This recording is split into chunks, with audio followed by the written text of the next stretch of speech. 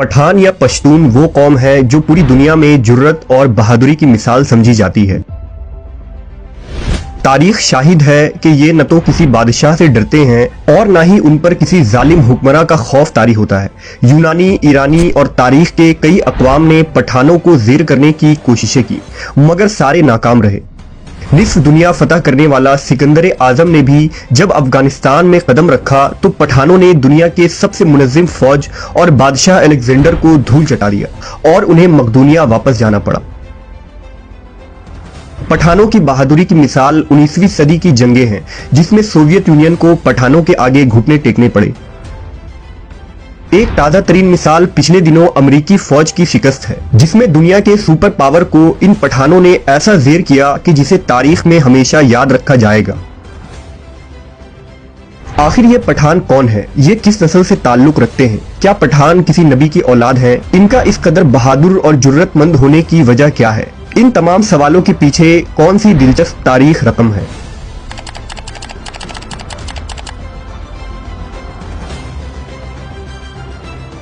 پٹھانوں کی تاریخ اور نسل کے متعلق تین مختلف نظریے ملتے ہیں۔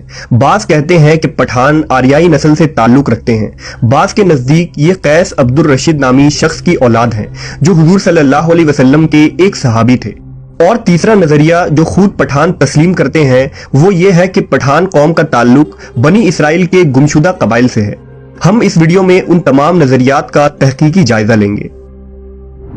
پٹھانوں کے روایات کے مطابق قیس عبد الرشید عرف پٹھان قوم کا مورث اعلیٰ ہے۔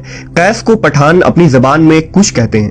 قیس عبد الرشید وہ پہلے پشتون شخص تھے جنہیں عرب میں محمد صلی اللہ علیہ وسلم کی آمد کی خبر ہوئی تھی، لہٰذا جب قیس اپنے قوم کے لوگوں کے ساتھ مدینہ پہنچے اور حضور کے بارگاہ اقدس میں حاضر ہوئے تو نبی نے اس جماعت کے ساتھ شفقت فرمائی اور ہر ایک سے اس کا نام پوچھا۔ پھر حضور نے فرمایا کہ قیس عبرانی نام ہے، لہٰذا آپ صلی اللہ علیہ وسلم نے اسے بدل کر عبد الرشید رکھ دیا۔ حضرت قیس اور ان کے قبیلے کے لوگوں نے اسلام قبول کر لیا اور اس طرح انہیں پہلے پشتون صحابی ہونے کا شرف حاصل ہوا۔ پختونی روایتوں کے مطابق ایک غزوے کے دوران جب مشرکین اسلامی لشکر پر بھاری پڑنے لگے تو حضور صلی اللہ علیہ وسلم نے حضرت خالد کو حکم دیا کہ جاؤ اور اپنے پٹھان بھائیوں کو مدد کے لیے بلاؤ، لہذا حضرت خالد افغانستان چلے گئے اور افغان سردار قیس عبد الرشید کو حضور کا پیغام دیا، لہذا تمام پٹھان قبیلے قیس عبد الرشید کی قیادت میں مکہ کی طرف روانہ ہو گئے۔ مکہ پہنچ کر انہوں نے ایک خونریز جنگ لڑی۔ شام کو صحابہ کرام نے حضور کو یہ خوشرنجی سنائی کہ افغانی لشکر نے مشرکین کو شکست دے دی ہے اور ہماری فتح ہوئی ہے۔ حضرت خالد بن ولید نے ملک عبد الرشید کی بہادری کے واقعات حضور کو بتائے تو آپ کی زبان سے برملا یہ الفاظ جاری ہوئے کہ اللہ اس کی آل و اولاد کو فروغ بخشے گا، اس کے قبیلے کی تعداد اور طاقت سب سے زیادہ ہوگی۔ پھر نبی صلی اللہ علیہ وسلم نے فرمایا کہ مجھے وحی کے ذریعہ آگاہ کر دیا گیا ہے کہ اس کی خدمت کے لیے اس قبیلے کی کثرت و استحکام کو وہی حیثیت حاصل ہوگی جو کہ کشتی یا جہاز کے نیچے والی لکڑی کی ہوتی ہے جس پر جہاز کی عمارت استوار ہوتی ہے۔ حضور نے بارگاہ خداوندی میں دعا کی کہ اس مرد کی نسلوں سے ایک عظیم قبیلہ پیدا ہو جس کے افراد قیامت تک سلامتی اور ایمان کے ساتھ شریعت اسلام پر ثابت قدم رہیں۔ رخصت کے وقت حضرت خالد کی درخواست پر ایک انصاری صحابی کو قیس عبد الرشید کے ہمراہ کیا گیا تاکہ وہ کوہستان غور کے علاقوں میں لوگوں کو شریعت کی تعلیم دے۔ نعمت اللہ حروی کی کتاب مخزن افغانی جو قیس قبیلہ کی تاریخ پر لکھی گئی ایک مشہور کتاب ہے، اس میں درج ہے کہ قیس عبد الرشید حضرت خالد بن ولید کے ہاتھ پر مشرف با اسلام ہوئے تھے اور قیس نے حضرت خالد کی ایک بیٹی سے نکاح بھی کیا تھا جس سے بٹن اور غور پیدا ہوئے اور ان کی اولاد پٹھان کے نام سے مشہور ہوئی۔ نعمت اللہ حروی نے لکھا کہ کتب حدیث سے اس خبر کی تصدیق نہیں ہوتی ہے، لیکن دوسری تاریخی روایتوں سے سندھ اور افغانستان سے وفد کا مدینہ آنا اور اسلام قبول کرنا ثابت ہے۔ پٹھان قوم کے متعلق دوسرا نظریہ یہ ہے کہ پٹھان یہودی نسل ہے۔ افغانی تاریخ داں اور بہت سے یہودی مورخین پٹھان قوم کا تعلق قبل از مسیح کے یہودی قبیلے سے جوڑتے ہیں، یعنی بنی اسرائیل کے وہ 12 قبیلے جو ارض فلسطین میں آباد تھے۔ دراصل حضرت یعقوب علیہ السلام کا لقب اسرائیل تھا، اس لیے ان کے اولادوں کو بنی اسرائیل کہا جاتا ہے۔ حضرت یعقوب کے 12 بیٹوں سے بنی اسرائیل کے 12 قبیلوں کی بنیاد پڑی، جن میں آل یہود، آل لاوی اور آل روبن وغیرہ معزز قبیلے تھے۔ خدا نے آل یہود میں حضرت داؤد اور سلیمان علیہ السلام کو مبعوث فرمایا، جنہیں کتاب اور بادشاہت دونوں عطا کی گئی۔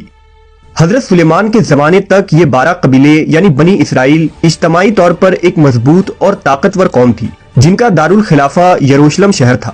لیکن حضرت سلیمان کی وفات کے بعد جب آپ کا بیٹا رہبام تخت نشین ہوا تو بنی اسرائیل کے 10 قبیلوں نے اسے بادشاہ تسلیم کرنے سے انکار کر دیا۔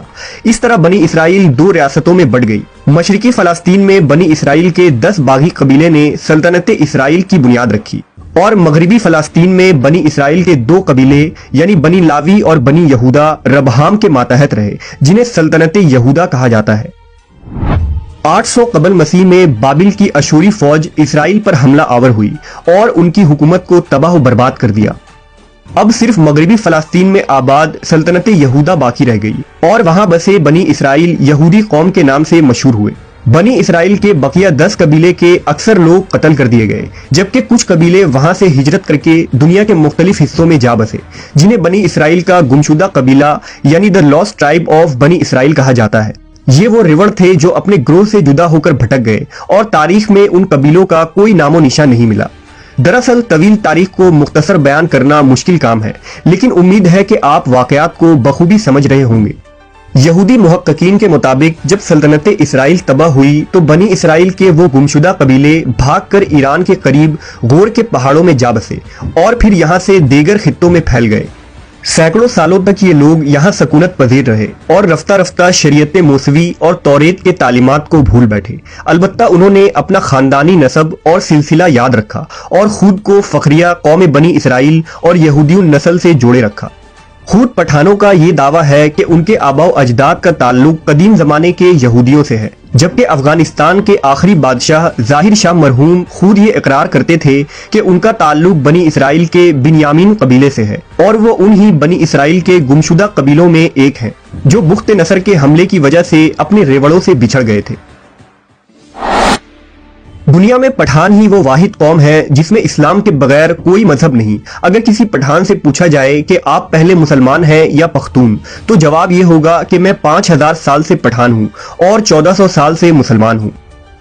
مشہور مورخ احسان اللہ عباسی نے اپنی تاریخ اسلام میں لکھا ہے کہ مدینہ کے یہودی ان افغانوں سے برابر خط و کتابت میں رہتے تھے، اور جب وہ لوگ مدینہ میں مسلمان ہوئے تو اپنا ایک شخص یہاں بھی دعوت اسلام کے لیے بھیجا تھا۔ اگر غور کیا جائے تو پٹھانوں کی بیشتر چیزیں بھی یہودیوں سے کافی ملتی جلتی ہیں۔ مثلا نسلی طور پر یہ دونوں اپنے آپ کو دنیا کی بہترین قوم تصور کرتے ہیں۔ یہ دونوں ہی مذہبی طور پر سخت ہوتے ہیں اور دونوں ہی سر پر ٹوپی یا پگڑی رکھتے ہیں۔ اس کے علاوہ بھی ان کے کئی رسم و رواج اور عادات و اطوار مشترک نظر آتے ہیں۔ پٹھانوں کے بارے میں انگریزوں اور بر صغیر کے کئی ریسرچر نے تحقیقی رپورٹ اور کتابیں لکھی ہیں۔ بر صغیر کے ایک ریسرچر نے جب ایک پشتون پٹھان کے ڈی این اے نمونوں کا خصوصاً اس کے کروموزوم کا تجزیہ کیا تو یہ مغرب میں آباد یہودیوں سے 95% میچ کر رہی تھی، جو اس نظریے کو مزید حتمی اور مضبوط بنا دیتی ہے۔ نبی صلی اللہ علیہ وسلم کی دعا ہی یہ وجہ تھی کہ پٹھانوں کا اللہ کی راہ میں لڑنے کا جذبہ آج تک باقی ہے، اور یہ قوم اللہ کی رضا اور شریعت کے لیے مر مٹنے کو تیار رہتی ہے۔ قرب قیامت میں بھی لڑی جانے والی جنگوں میں پٹھانوں کا اہم کردار ہوگا۔ حضور کی پیشن گوئیوں کے مطابق قیامت کے قریب یہی وہ لشکر ہوگا جو امام مہدی کی مدد کے لیے نکلے گا۔ حدیث کے مطابق انہی علاقوں سے علم لے کر مسلمان فوجیں نکلیں گی جن کا راستہ دنیا میں کوئی بھی نہیں روک پائے گا، یہاں تک کہ وہ اپنے جھنڈے ایلیا یعنی بیت المقدس میں جا کر نصب کر دیں گے اور امام مہدی کے ساتھ مل کر مسیح الدجال کے خلاف جنگ لڑیں گے۔ آج پٹھان خود کو یہودی النسل کہنے پر فخر کرتے ہیں، اور ہر پٹھان کا یہودی النسل سے ہونا قابل فخر بات ہے، کیونکہ وہ یہودی نسل سے تعلق رکھنے کے باوجود نبی صلی اللہ علیہ وسلم پر ایمان لے آئے۔ یہ ان کی غیرت کی بلندی اور ایمان کی عظمت کی نشان ہے کہ انہوں نے سچے نبی کی تصدیق کی، جن کا ذکر توریت و انجیل میں موجود ہے، جبکہ عرب میں آباد یہودیوں نے آخری نبی کا انکار کیا اور آپ پر ایمان نہ لائے، صرف اس بنیاد پر کیونکہ حضور کا تعلق بنی اسرائیل سے نہیں بلکہ بنی اسماعیل سے تھا، اور اس طرح وہ یہودی نسلی تعصب اور حسد و کینہ کی وجہ سے گمراہ اور خوار ہوئے۔ بلا شبہ نسل، رنگ اور زبان انسان کے لیے تب ہی قابل فخر ہے